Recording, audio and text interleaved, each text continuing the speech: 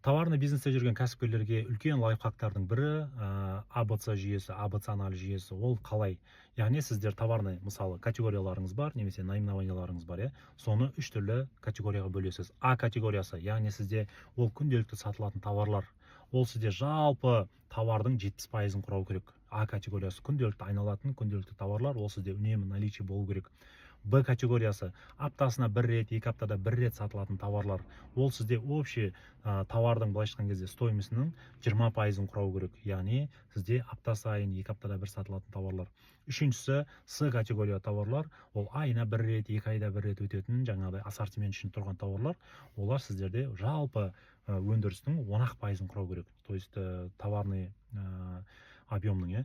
Сондықтан да А категория 70%, Б категория 20%, С категорияға мұқият боламыз. Олар өйткені өнбейтін неликвид деп аталады, оларды 10%-дан асырмаймыз. Солай сіздер жаңағыдай сол жүйемен жұмыс істеген кезде сізде үнемі жаңағыдай ақшаңыз үнемі айналып отырады, үнемі жаңағыдай сізде недостача, жаңағыдай нет наличие деген әңгіме болмайды. Осы лайфхакты қолданыңыздар, сіздердің кәсіптеріңізге жақсы әсер етеді. Күндеріңіз берекелі болсын.